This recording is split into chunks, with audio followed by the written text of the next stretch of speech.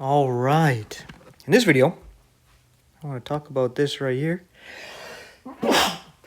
Excuse me. And excuse the weird skips you see. I dropped this little pen that's used to do this, and now it's kind of glitching out, so I have to bear with it. So do you now. So it is what it is. But anyway, what I have over here to the side is Daniel chapter 2, where Nebuchadnezzar was given a dream of the kingdoms of the world up until the point of the end when Jesus returns and destroys the kingdoms of this world to establish his kingdom. And what we see is the head is Babylon, which was gold. Then we have a kingdom that takes over, the chest and arms, which is Medo-Persia, which was represented by silver. Then we had Greece, which was the belly and thighs of the statue, and they were, I believe it was brass. And the legs is Rome, the kingdom that took over after that, and they were iron. And the feet is Rome mixed with apostate Israel and Christianity, as it is a mixture of the iron and clay.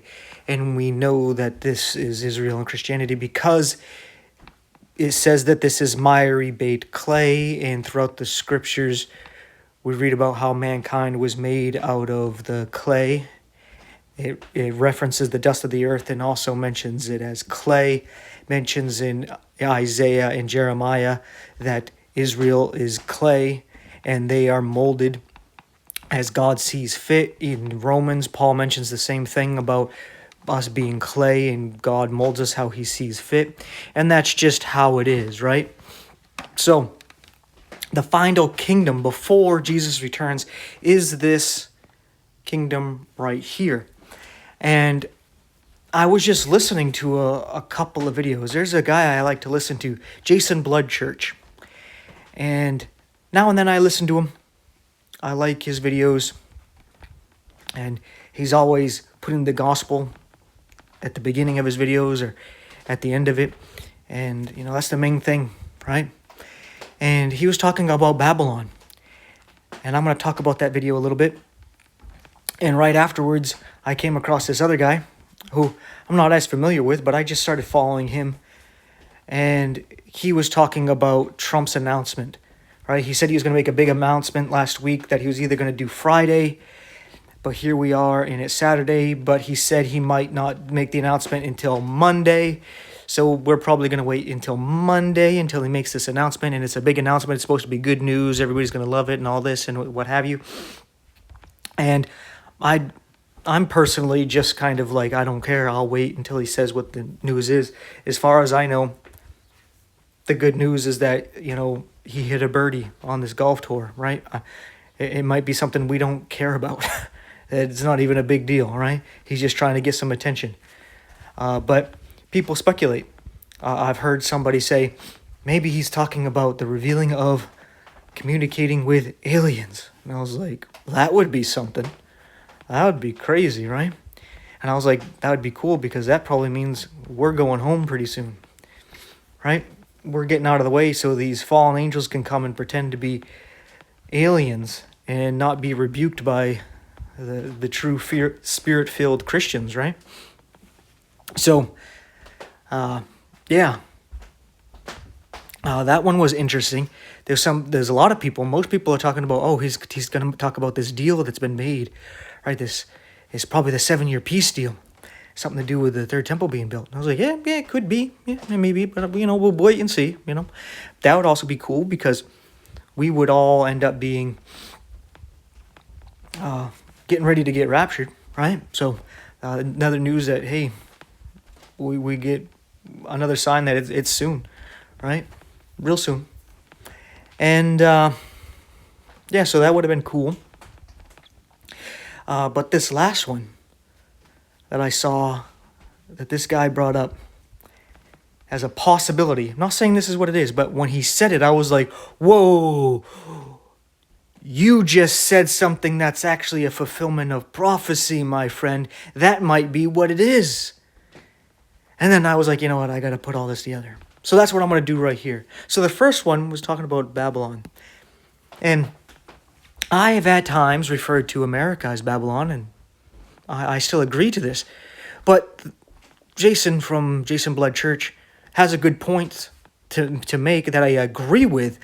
I'm just going to add some understanding to what he said, because he was talking about how Babylon is a city, right? In Revelation 17 and 18, it refers to this Babylon as a city, not a nation. So some people would say, oh, New York, right? And that makes a lot of sense. But he was like, no, you see, this church is drunk off the blood of the saints. And I didn't mean to say church, city. Because he refers to this as Rome. Rome has been persecuting the church from the beginning, right? And on top of that, I would agree, but there's more to it. All this ties together. Is that we saw the start of this being formed in Jesus' time. As Rome conquered Israel, and Israel was forced to be subject to be part of the Roman Empire. And so the iron and clay is being mixed there, but they don't quite cleave together, as the prophecy said. But Israel wanted to be, separated until they were going to give Jesus up to be crucified. Then all of a sudden they said, we have no king but Caesar. Right? Because at least the Caesar would allow them to have their power and their way in Jerusalem, in Israel. While Jesus as king would not allow them to have their way. So they were like, we don't want Jesus to be king. Let's give him over to Caesar. We'll have Caesar to be our king. And right there is the start of the joining of the iron and clay.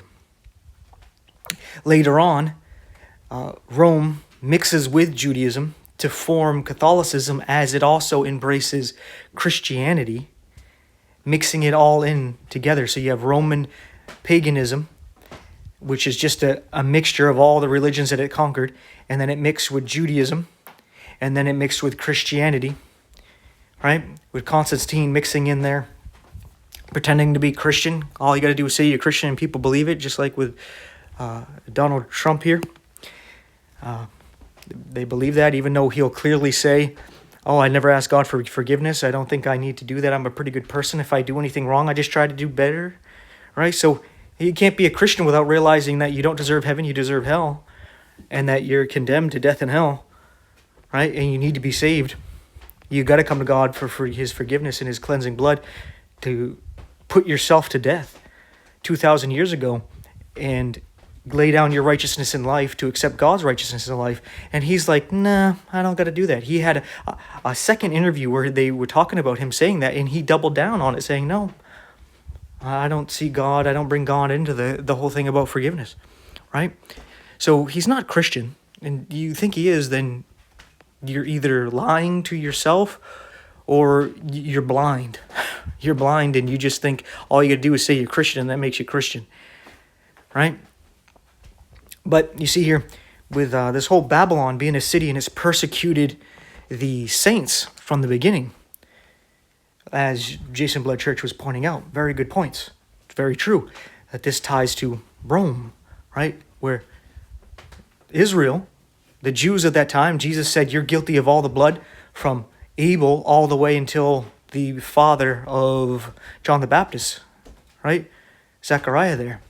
But they joined with Rome to put Jesus to death, and from there, Rome was used to then put Christians to death for the last 2,000 years. The last big chunk of that being at the Reformation with the Inquisitions, right? And for some reason, they think they're Christian, even though they don't turn the other cheek, and they put people to death for simply not believing what they tell them to believe. They're completely anti-Christian, but for some reason they think otherwise, They're definitely blind, all right? But anyway, So we see this all coming together, but what people don't realize is that Rome, after the Reformation, was still fighting against Protestantism. And Protestantism got a foothold in England with the king. And Rome wanted England back and had a big influence over Spain. So Rome tried to use Spain and the Spanish Armada, their fleet of ships, to go in and take over England. And it failed. There's a big storm that took out the whole Armada, showing that God's going to protect England, because he wanted to make sure that, the King James Bible got out there to all of us who speak English, right? Made sure that happened, right? Because the Catholic Church, remember the 5th of November, right? They tried to blow up the Parliament to kill the king and all the people translating the King James Bible. But that also failed. It didn't work out. They got caught and everything. Everything just made them look like a bunch of fools. And God was just showing, hey, I'm going to get this all going. So Rome realized that we cannot fight against God, right? But then Protestant America formed, right? So what Rome did was Rome got the Protestants to fight each other. Protestant America versus Protestant England. Put them both in debt and ruined each other through the Revolutionary War, where Catholicism was illegal, I think also in England, but it was in America before the Revolutionary War. And this is why I call the American Revolution the Catholic Revolution, because after this happened, England and America became weakened, and all of a sudden it wasn't illegal or unlawful to be Catholic in America anymore, and now they're the largest denomination in America. And we have a current pontiff of Rome is an American cardinal, right? Crazy times we're in. But how does this all come together? Well, after the war, you got the formation of London being a city-state just like the Vatican in Rome. And then the formation of Washington, D.C. being a city-state in America. And where is it put? Right between Maryland and Virginia. The Virgin Mary. We got Washington, D.C., right? Showing who runs thing is Rome. Rome reconquered England and America. And America is just a Roman colony. And I've been trying to show people this for a while, but that's why they got the Roman eagle for the mascot for America, where they originally wanted a turkey because it's vigilant, always watching. All right, but instead, we kill the turkey and have that on Thanksgiving, and we're symbolized by the Roman symbol of the eagle. Right? And that's where I brought up the football team.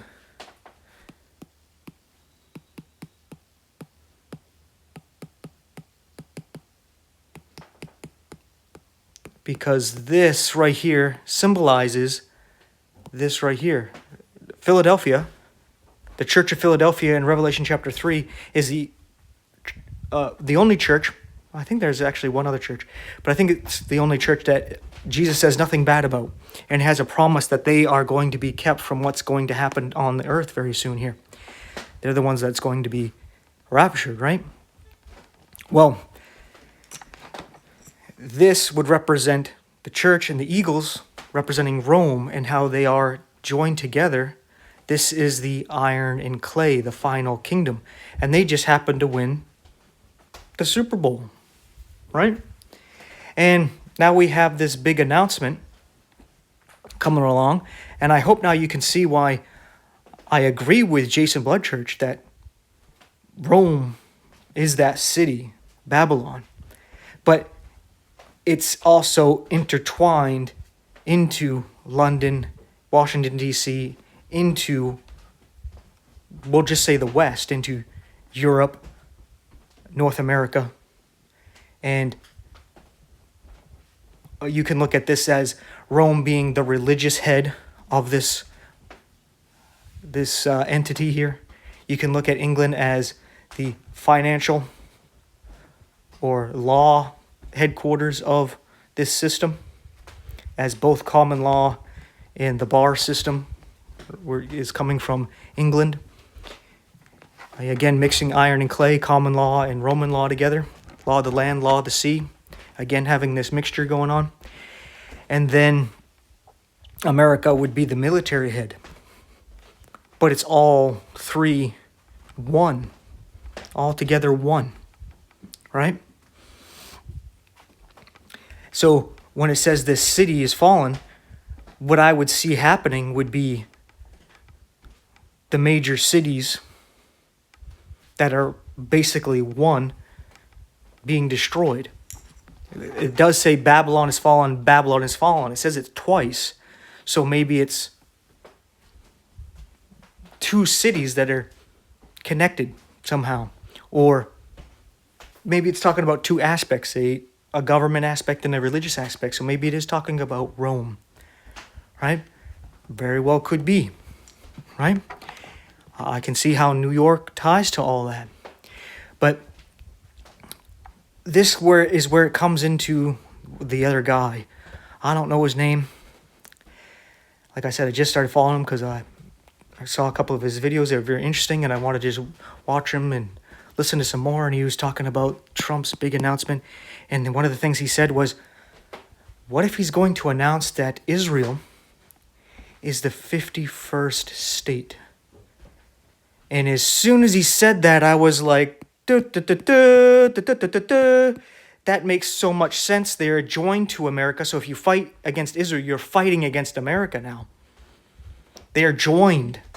And now that America has a real good investment into not only protecting Israel, but pushing for that temple.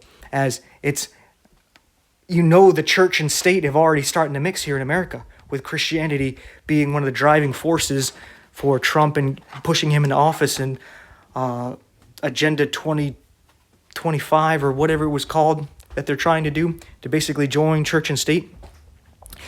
And then they bring in Israel as a state. Then you're going to have this final kingdom of iron and clay really coming together. Right? I was like, that's probably it, because now Israel can vote legally. Their nation can vote legally in America. And it's like they said back in Jesus' time, we have no king but Caesar. Trump is that new Caesar. And he has like a 99% approval rating in Israel. And then he would end up being the president of Israel. Not to mention how Trump has Assyrian blood. The Assyrians migrated and moved to Germany. And his family is from that area of Germany where the Assyrians moved to.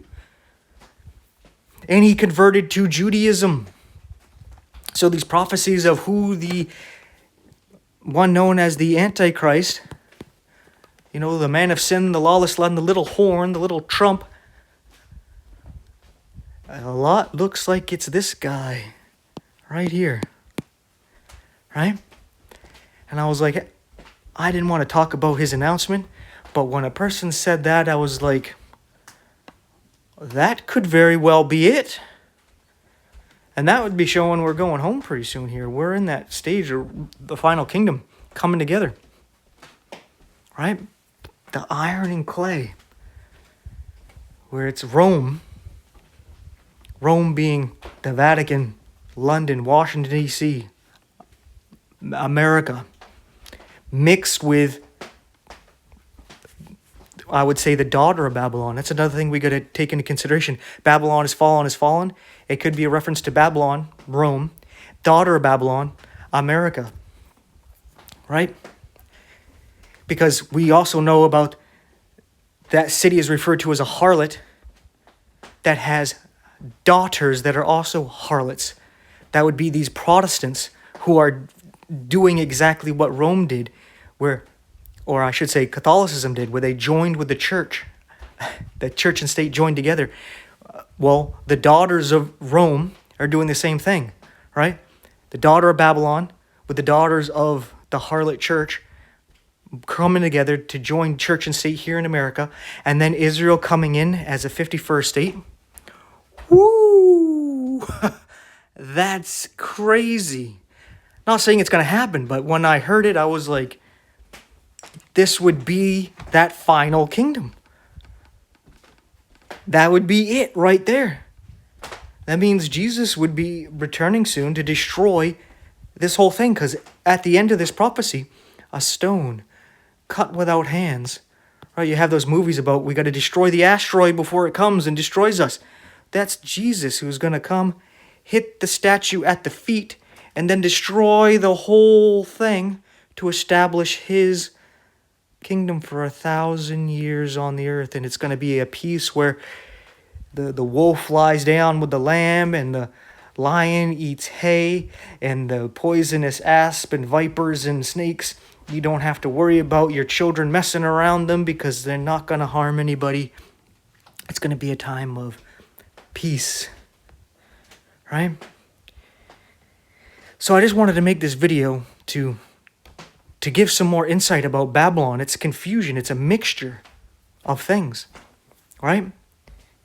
And Rome still exists today through the Vatican and through its connections through London and Washington, D.C., and basically runs all of it, right? But we also know that the woman rides the beast, so it could be the religious aspect of Catholicism and apostate Protestantism getting destroyed when the beast gets tired of this harlot riding him. He gets tired of her and just kills her off. Destroys the Vatican. Right? That could be the cause of all that. Right? And I think this whole deal thing that's going on could be, exactly what we're told of the Antichrist, where when that sixth seal is opened, what are we told? We're told that this white horse has a rider that's given a crown. Right? He's probably going to be, king of Israel there. And he's going to go forth conquering and to conquer, but with a bow, with a covenant. Right? It's a bow, not with arrows, but with a bow.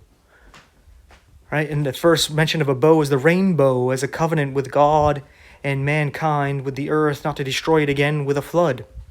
Right? So we got these covenants going on, and Trump would be making that first covenant, joining with Israel. Right? And that's conquering, right? He's making more land. He wanted to take over Greenland and Canada, and even seemed to be maybe Mexico or Central America there, because he wants that Panama Canal thing and everything. So he's going to be working on making these deals to expand the American empire. Right? He's going forth doing these things. But he's doing it with the art of the deal.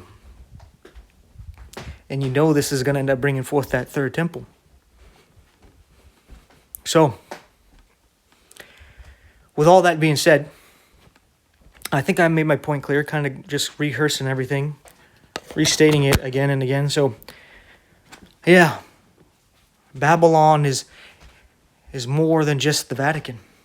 And the Vatican there has more power than you think, as it runs England and America. That's why it's under Roman law and no longer under common law. And it looks as though as it's possibly joining with Israel now. It's already joining church and state. Right? It's already joining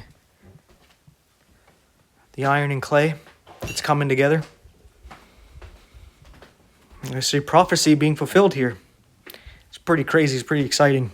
Got me fired up to do this video. So, if you enjoyed the video, you think this stuff needs to get out there to people, please just take a moment to pray to our Heavenly Father that the message does get out. Right? Whether it gets out through me or He inspires you to retell it, and maybe you're able to see it more clearly, or what have you. Right? Just pray that he gets the message out there, and that if there's truth to it, that it definitely spreads, right? If it's just speculation, then who cares, right? But it's just a thought, of what could be, or maybe it'll happen some other time in the future. But interesting stuff, interesting times. Please pray that God's able to keep us going and keep us protected until he comes and gets us. And as long as we don't become lukewarm and Laodicean, that he's able to give us a peaceful, comfortable life until he comes and gets us. And he loves us and supports us until then in this world. That we don't have to worry about anything. We can just focus on him and his word and spreading the truth. And we don't have to worry about all of the worldly, fleshly things that distract us, right? Just an amen in Jesus' name, that should be all we need. That would be great, right? But if you want to help support this ministry, you can like, subscribe, hit the bell icon, share the video, share the channel, interact in the comments section. These things help generate some attention to these things. And I'm not monetized, so if you want to and are able to, because you're a cheerful giver, only if you're going to be cheerful about it, and you don't want anything else in return other than me to keep on doing what I'm doing, there's 4 ways you can support financially in the info box. So if you would check that out, that would be awesome. But if not, yeah, God will provide some other way. But yeah, with all that being said, thank you so much for watching. I hope this got you as excited as it got me. And I'll see you in the next one.